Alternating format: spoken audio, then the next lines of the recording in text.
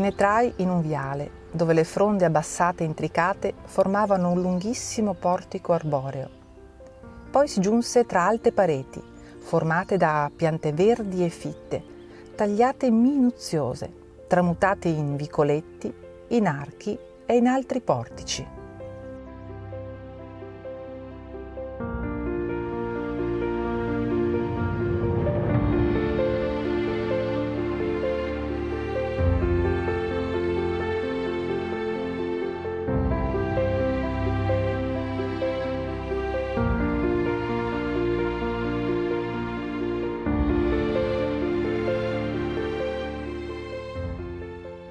Tutta colpa di Francesco Petrarca.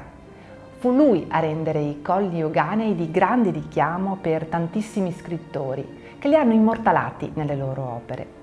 Luoghi e parole che ancora oggi ci comunicano le grandi emozioni di autori come Shelley, Zanzotto, D'Annunzio e Buzzati.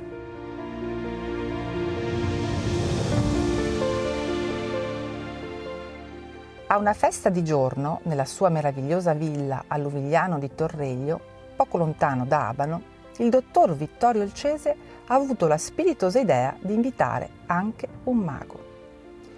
È uno dei primi esempi di architettura classica nel Veneto. Palladio non si era ancora rivelato. Sorge in cima a una collinetta e i suoi due orgogliosi loggiati fissano immobili il singolare panorama che è probabile sia unico al mondo.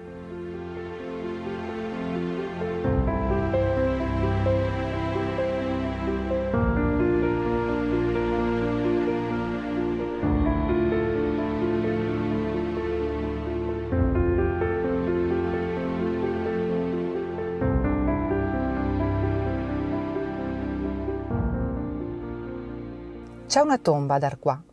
Sollevate verso l'alto, su colonne, riposano le ossa dell'amante di Laura. Qui accorrono molti amici dei suoi ben intonati lamenti, come pellegrini che onorano il suo genio. Egli sorse per innalzare una lingua e per liberare una patria dal giogo ottuso dei suoi nemici barbari.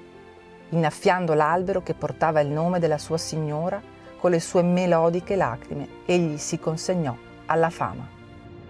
Amante di Laura, ben intonati lamenti e melodiche lacrime. Beh, non si può piacere sempre a tutti.